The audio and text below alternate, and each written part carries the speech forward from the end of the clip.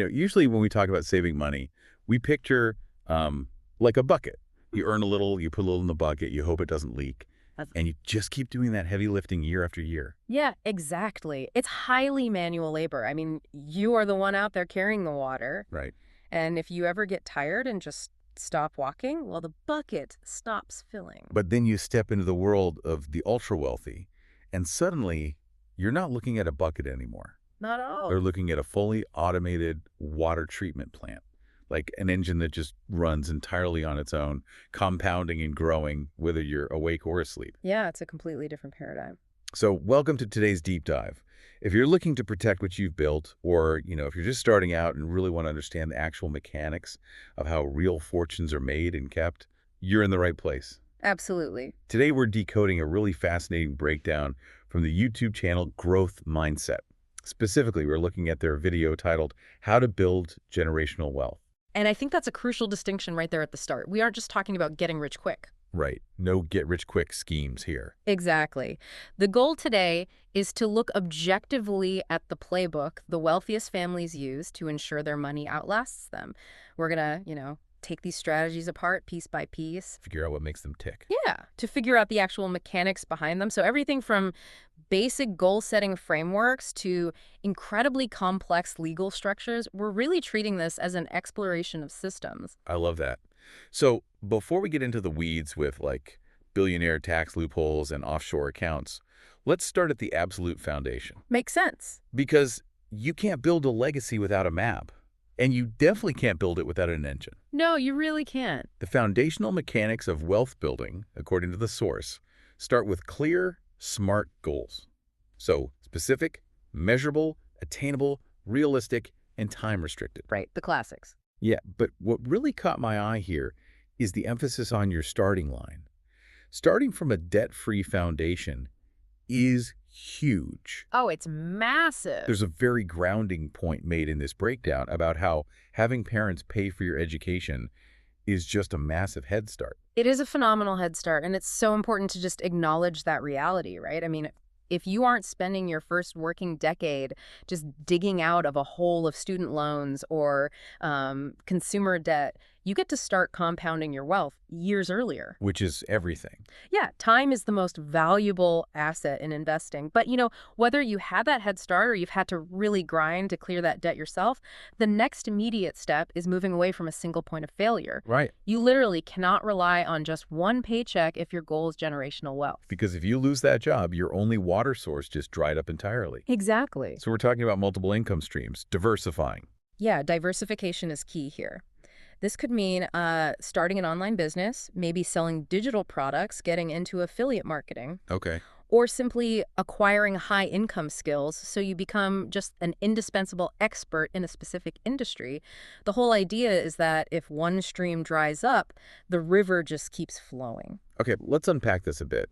Because honestly, having multiple streams of income just sounds exhausting. It can be. Like if I have a full-time job and I'm trying to run an online business on the side and manage my investments, I'm going to burn out. Yeah. How do people actually manage this without losing their minds? Well, the thing is, they don't manage it manually. Oh. That's the secret right there. This is where automation comes in. You set up automatic transfers to your savings and your investments so that the money moves before you even see it. Out of sight, out of mind. Exactly. Yeah. It acts as like a tireless financial assistant. That makes so much sense. I mean, we automate our Netflix. Right. We automate our gym memberships and our utility bills.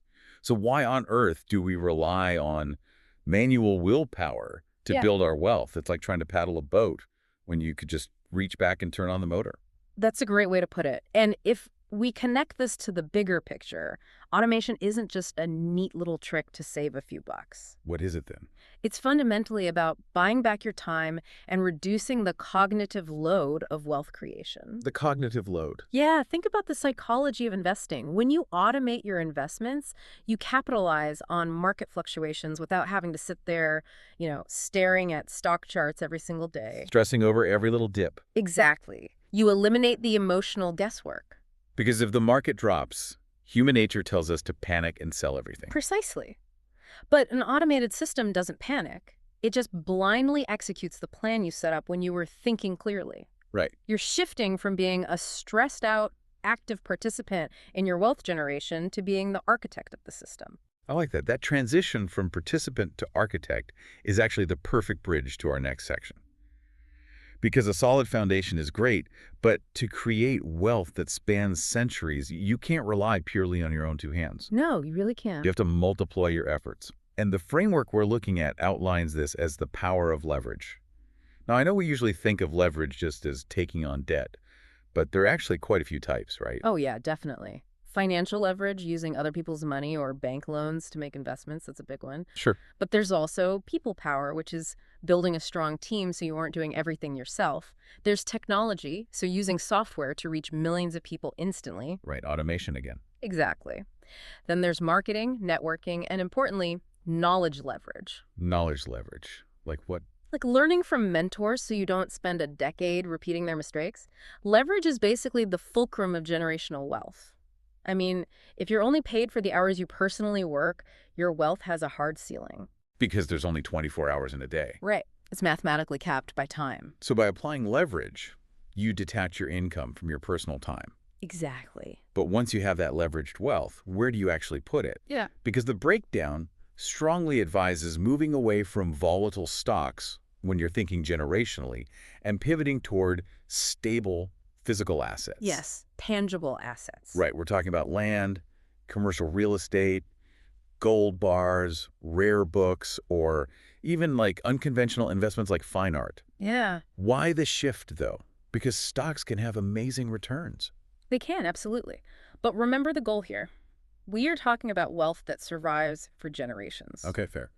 Handing over a massive pile of cash or a highly volatile stock portfolio in a will is often just a recipe for a one-hit wonder. Because it's too easy to blow through. Exactly. Cash loses value to inflation, and liquid portfolios are just very easy for heirs to liquidate and spend on a whim. Got it. But tangible assets, like a commercial building or prime farmland, they appreciate over time, they provide steady cash flow, and they represent a rock-solid foundation that's much harder to impulsively squander. That makes total sense. It really anchors the wealth. It does. But the breakdown also talks about building an evergreen business and lists these massive legacy brands that change the world or represent serious heritage. Right, the big ones. Yeah, like Bosch, Dell, Dyson, Harley-Davidson, HP, and luxury brands too, like Mercedes-Benz, Burberry, Gucci, Versace, Louis Vuitton, Chanel. Quite the list. It is, and honestly, I have to push back on this a little bit. Okay, let's hear it. It's incredibly easy to just casually say, hey, go build the next Gucci or the next Harley-Davidson. But how does an everyday person actually apply that? That feels entirely out of reach for 99% of people. That's a very fair critique. I mean, if you look at it literally, yes, building a globally recognized luxury fashion house is incredibly rare. Yeah, slightly. But let's look at the underlying principle here. The lesson isn't about instantly building a global brand. It's about creating systems, striving for absolute excellence, and building assets that have enduring value over generations. Rather than what? Rather than just businesses tied solely to the founder's daily labor. Okay, so give me an example of an evergreen business that isn't, Gucci. Okay, let's take a local commercial plumbing business. A plumbing business. Yeah, that can absolutely be an evergreen business. If it's built on a rock-solid reputation for quality, if it has long-term contracts with major developers, and if it operates on management systems that don't require the founder to be holding a wrench or answering the phones every single day, Okay, I see. that is an evergreen asset. It's about building an entity that's bigger than yourself, something that future generations can either step in and run, or sell, or leverage. Okay, that makes it much more tangible. You're building an entity, not just a high-paying job for yourself. So let's say you've done it. You've generated the wealth, you've multiplied it using leverage, you bought the real estate, and you have these evergreen systems in place. You'd think you could just relax on a beach somewhere. You would think so. But the biggest threat to that generational wealth isn't actually a competitor or even a stock market crash. It's taxes and liabilities. Yes, it is. At a certain tier of wealth, the primary objective just fundamentally shifts. Shifts how? It's no longer just about making money. It's about not losing it to the government or to lawsuits. And this brings us to the secret vault of the ultra-rich. Okay, let's get into the weeds here. I really want to understand exactly how they shield this money. The breakdown starts with minimizing taxes through things we've all heard of, right? like IRAs and 401ks. Right, and let's quickly clarify why those are foundational. An IRA or a 401k allows you to invest pre-tax money. Okay. By putting money into these accounts, you lower your taxable income for the year, and that money grows tax-deferred or even tax-free over decades. Which is great. It is. It's the most accessible tax shield available to the average person.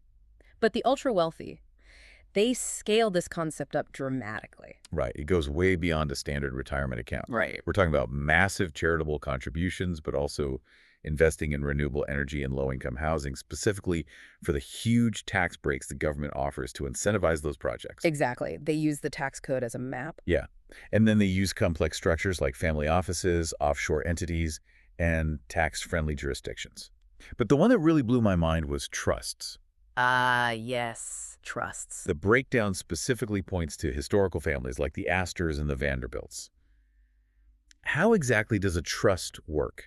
Because I've always heard the term trust fund, but I never quite grasped the actual mechanics of it. Okay, so a trust is essentially a legal fiction that separates ownership from control. What does that mean in practice? Imagine you have $100 million in real estate and investments. Yeah. If you own that personally, your name is on it, it's vulnerable. If you get sued, it's at risk. And when you die, it's subject to massive estate taxes, which are often called the death tax. So how do they avoid that? You put all those assets into a trust, you write the rules for how the trust operates, and you manage it, but legally speaking, the trust owns the assets, not you. Wait, really? Yes. On paper, your personal net worth might only be a few $1,000,000, but the trusts you control might hold billions. That is wild. So you basically own nothing, but you control everything. Exactly. And because you don't legally own the mansions or the investment portfolios, they're functionally untouchable. Because they're not yours to take. Right. If you're sued personally, creditors can't take what belongs to the trust. And when you pass away, the assets don't transfer because the trust doesn't die. Oh, wow. Yeah, your kids just effortlessly step in as the new trustees. It completely bypasses the estate tax. It really is a completely different rule book. Yeah. But the strategies go even deeper than asset protection. There's a tax strategy outlined here that is heavily utilized by billionaires, famously known as the buy, borrow, die strategy. Yes, this is a big one. Here's where it gets really interesting, but I want to make sure I'm following the logic because it sounds entirely backward to how most of us are taught to think about money. It does sound backward at first. Okay, so the strategy is you buy appreciating assets like prime real estate or a massive stock portfolio, Yeah. but instead of selling those assets when they go up in value and paying capital gains tax, you just borrow money from a bank using those assets as collateral. That's the core of it. Wait, so they just live off debt their entire lives? They do. What's fascinating here is the mathematical and psychological shift regarding debt. Tell me more. Well, most people view debt as a burden, right? A sign of financial distress. You know, credit card debt, auto loans. Yeah, stuff you want to pay off immediately. Right. But the ultra-wealthy view debt as a strategic shield against taxation. Let's break down the math. Walk me through it. Let's say I own a commercial building that's gone up in value by $10 million. Okay, perfect example. If you sell that building to get the $10 million in cash, you might lose 20% or more of that profit instantly to capital gains tax. Ouch. Okay. Right, you're handing $2 million to the government right off the top. Which nobody wants to do. But if you go to a bank and take out a loan against the equity in that building, loan proceeds are not considered taxable income. You pay zero tax on that cash. Zero. Wow. But I still have to pay interest on the loan, right? Yes, you have to pay an interest rate to the bank. But because the loan is backed by an incredibly secure asset, your building the bank gives you a very low interest rate. Okay. That interest rate is significantly lower than the 20% tax rate you would have paid if you sold the asset.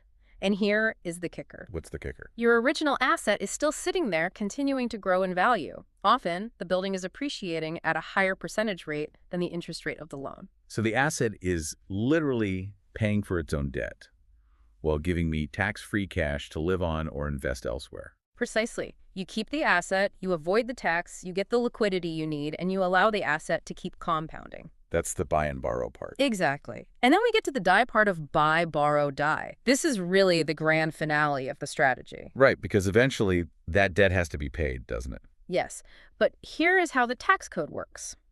When you pass away, your heirs inherit those assets. Under current tax law, they receive what is called a stepped-up basis. A stepped-up basis, what does that mean? This means the asset is magically revalued at its current market price on the day you die. Wait, are you saying that all the capital gains tax liability that built up over my entire lifetime just vanishes? Completely legally erased. You're kidding. Not at all. Your heirs inherit the building at its new higher value. They can then sell a portion of the asset entirely tax-free to pay off the bank loan, and they keep the rest of the fortune free and clear. It's mind-blowing. It really challenges you to think critically about how the rules of money completely change at different tiers of wealth. It really does. Debt goes from being a trap that keeps the middle class broke to being the ultimate loophole that keeps the wealthy rich, which perfectly sets up the final concept. Yes, the ultimate vault. Right. If you're going to use debt as a shield and you need highly secure assets to borrow against, where do you put your money? You can't just leave it in a checking account. Definitely not. And this leads to what might be the ultimate strategy, turning a very common financial product into a secret, supercharged vault. We're talking about life insurance. But to be clear, we are not talking about the standard term life insurance policy where you pay a small monthly premium and it only pays out if you happen to get hit by a bus. Right, not that kind. The super rich utilize highly customized, permanent life insurance policies that build massive cash value over time. They modify these policies to function essentially like private supercharged bank accounts. Yeah, the breakdown explains that you can just dump huge sums of money into these policies. The money grows tax-free, and because it's technically inside an insurance contract, it is generally safe from the government, safe from creditors, and completely immune to legal judgments. It's essentially a hidden investment account. But here's the real magic trick. The arbitrage strategy. The math on this is fascinating. Let's walk through the specific example from the framework carefully because this is really where all the concepts we've discussed today converge. Okay, lay it out for us. Imagine you have a permanent life insurance policy with a cash value of $1 million. And let's say the insurance company guarantees that your cash value will grow at a rate of 5% per year. Okay, $1 million, 5% guaranteed. Now, you spot a great investment opportunity in the stock market or, say, real estate that you expect will yield about 7% per year. Yeah. And you need $100,000 for this new investment. Normally, I would just withdraw the $100,000 from my account. Okay. Right, that's what most people would do. But if you do that, you no longer have $1 million earning 5%. You only have $900,000 earning 5%. Right, I just interrupted the compound interest. Exactly. So instead of withdrawing the money from the policy, you borrow $100,000 against the policy. Ah, using it as collateral again. Yes. Because you're borrowing against your own cash value, it's zero risk for the insurance company, so they give you a very low interest rate on the loan, let's say 3%. Okay, hold on. Let me play devil's advocate here for a second. Go for it. This sounds like a great math trick. You borrow at 3%, invest at 7%, and pocket the 4% difference. But what if that 7% investment just tanks? What if the stock market crashes or the real estate deal goes bad? That's a real possibility. Right. Now you have a loan you have to pay back, interest building up, and you lost $100,000. That sounds really risky. That is an excellent point, and it's exactly why this requires financial literacy and serious discipline. Arbitrage always carries some risk. So how do they handle that? Well, the ultra-wealthy mitigate this risk by investing in highly vetted, cash-flowing assets like multifamily real estate rather than speculative stocks. Yeah. Furthermore, they have a very long-term time horizon. Even if the market dips temporarily, their core wealth, that original $1 million, is safely locked inside the insurance policy. I see. It's completely unaffected by the stock market crash, and it's still guaranteed to grow at 5%. So what does this all mean? Let me see if I can translate this whole maneuver. Go ahead. You take that $100,000 loan costing you 3%, you put it in an asset earning 7%, you pocket the spread. Yes. But the craziest part is that your original $1 million is still sitting inside the life insurance policy, earning its full 5%. Uninterrupted. Uninterrupted. Because you didn't actually take the money out, you just used it as collateral. It's like having your cake, eating it too, and then taking out a low-interest loan on the crumbs to buy a second cake. That's exactly what an arbitrage opportunity is. You're profiting purely from the spread between the low interest rate you're paying and the higher return you're earning without ever interrupting the compound growth of your core wealth. It's brilliant. And when you pass away, the death benefit of the life insurance pays off whatever loan balance remains. And the rest of that massive compounded cash value goes completely tax-free to your family. Wow. It ensures the next generation has their own financial security to start the cycle all over again. It really is an engine. Yeah, this arbitrage strategy is the perfect synthesis. It uses leverage, it minimizes taxes, and it relies on compounding growth, all working perfectly together inside a single financial vehicle. It really puts things into perspective. We've covered a massive amount of ground today. We really have. We started at the foundation, setting smart goals, clearing out debt, and building the discipline of automation, moving away from manual labor and building a tireless machine. Right, stepping away from the bucket. Exactly. Then we looked at the multiplier effect, using leverage and evergreen business systems to break the physical limits of our own time. Yes. And finally, we unlocked the secret vaults, the trusts, the buy, borrow, die math, and the life insurance arbitrage that the ultra-wealthy use to legally shield their fortunes from taxes and liabilities. It's a remarkable playbook. And, while you might not be setting up an offshore family office or a multi-billion-dollar trust this afternoon, the underlying mental models are immediately applicable. For sure. The mindset of automating your good decisions, the mindset of using leverage to scale your impact, and the perspective of thinking in terms of decades and generations rather than just the next pay period. Totally agree. But I want to leave you with one final, perhaps slightly provocative thought to mull over. Ooh, I love it. Let's hear it. We've spent this entire deep dive looking at the rigid legal and financial frameworks required to protect and grow money over centuries. But here's a crucial question. If generational wealth relies on these incredibly complex systems, trusts, arbitrage, tax shields, what happens to the next generation if they're only handed the money, but never taught the financial literacy required to manage the system? Oh, wow. Right. Does the ultimate trust fund, designed to be a blessing, eventually just become a trap of financial ignorance for the heirs if the knowledge isn't transferred alongside the wealth? Wow. That is a heavy and essential question. I mean, you can build the most brilliant automated water treatment plant in the world, but if the next generation doesn't know how to run the control room, the whole system eventually breaks down. Exactly. A bucket might be manual labor, but at least everyone knows how to use it. That's a great point. It's a fantastic reminder that the knowledge of wealth is just as important as the wealth itself.